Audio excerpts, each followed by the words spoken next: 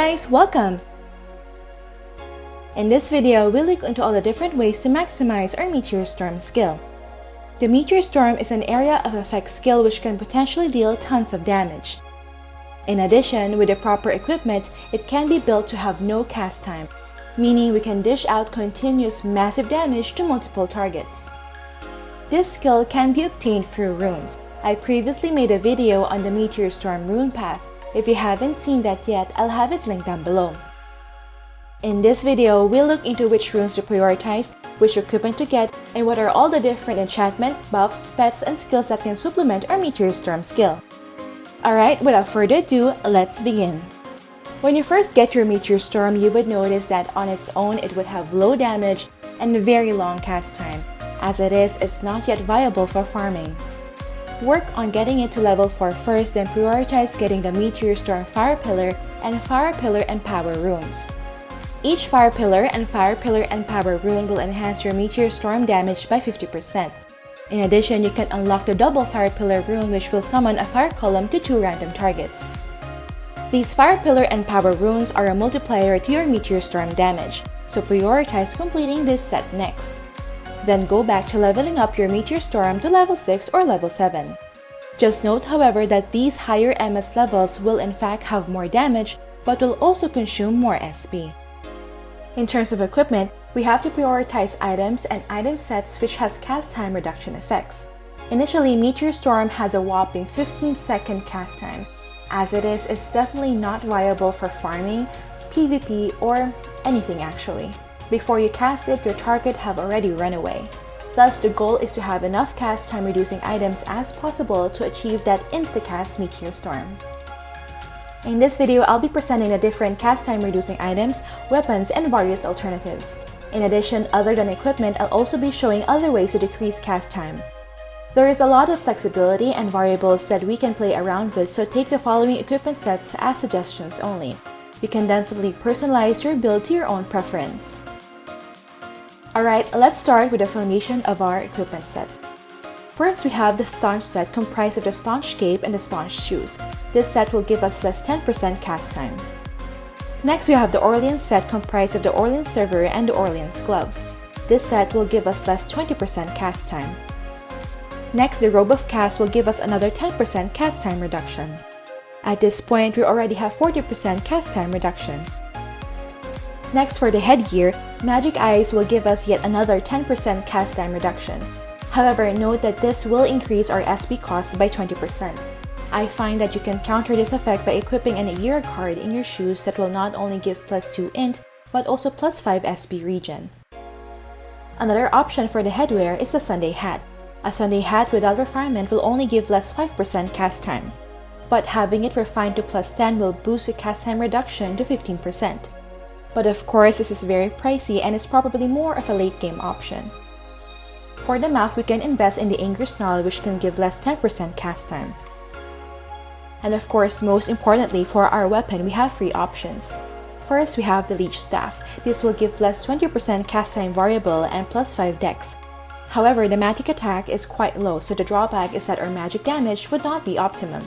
This is a good option if we are just starting out and is still saving up for our endgame items, as the Leech Staff is quite cheap compared to the other weapons later in this video. For example, if we have the Orleans set, Staunch set, Robe of Cast, Magic Eyes, and the Leech Staff, we can already achieve the insta-cast Meteor Storm if we have 135 dex. If your dex is just a few points shy, Priest Blessing or Dex Food will help boost our dex attribute. For our next weapon, we have the +10 Wizardry Staff. When the refining of this staff reaches +10, its side effect with Eye of the Lahan will give less 10% cast time. In addition, the Eye of the Lahan side effect will also give +15% magic attack. Furthermore, upgrading the Wizardry Staff to tier 4 will give +5% additional magic damage. For example, if we would have the same equipment set as our previous example, plus let's add in the Angry Snarl, we would have a total of 70% cast time reduction. Then again, we would need 135 dex for that insta-cast Meteor Storm. With this set, we can achieve the no-cast Meteor Storm without compromising our damage. However, the drawback is that refining the Wizardry Staff to +10 is rather costly. Consider this as a long-term investment, as you will still be able to use the staff until we change into the third job, the Warlock. Finally, for our third weapon option, we have the Staff of Element Fusion. What's remarkable about this staff is that although there is no cast time reduction effect, it does have plus 20% AoE damage. Furthermore, having it refined to plus 8 will give additional 30% damage, and the plus 10 refinement will give additional 40% damage. Since Meteor Storm is an AoE skill, this staff will definitely boost the skill's damage output. When used primarily for MS, this is best paired with a Flame Ring as this accessory enhances fire damage by 10%. The obvious drawback is that our cast time will suffer. In order to remedy this, here are some other ways we can decrease our cast time. First, we have our pets. Having Isis with us in battle can reduce our cast time by a maximum of 5% due to her passive Singing Attainment. If this skill is not at level 10, you can use a talent fruit to reset your skills. Next, weapon and armor enchantments can also reduce our cast time. Advanced enchantments will give us a chance to get 2.5 to 10% cast time reduction. Another option is to have a High Priest with you to cast a Suffragan buff, which will give 30% cast time reduction at level 3 and 40% cast time reduction at level 4. This is definitely a powerful buff that will allow us to maintain damage while having reduced cast time. The downside, of course, is that EXP and loots will be shared with your support priest. And finally, increasing our dexterity will also decrease cast time. Every 30 points of dexterity will decrease cast time by 1 second. Priest's Blessing will add 20 points of dexterity, and Dex Meal A or B can also supplement this attribute. Finally, for your auto skill slot, I'd recommend at least the following: Amplify Magic Power, Energy Coat, Meteor Storm, and Auto Attack. Amplify Magic Power and Energy Coat will further enhance your Meteor Storm damage.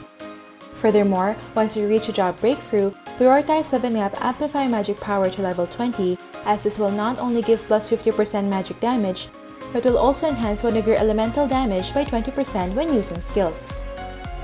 In addition, a level 10 Energy Coat will not only increase magic damage by 10%, but will also ignore 5% of the target's magic defense, meaning our skills will deal more damage. Before you battle, don't forget to cook and eat food to further increase your magic attack. If you haven't watched my top 5 magic attack food video, I'll have it linked down below. In summary, these are the various cast time reducing items. And the other variables that you can play around with are the Isis Pet passive, enchantments, priest buffs, and dexterity. Once we have reached more cast time reduction, say for example through enchantments or pets, we may be able to replace some items. For example, since the Magic Eyes increases SB cost and is not slotted, we can drop this for other slotted headwear that can give more magic attack, such as the Coif. Again, there's a lot of flexibility and you can play around with all the different variables I have shown in this video. I hope you guys found this video helpful in having an idea on how to build your high whiz to maximize our Meteor Storm skill.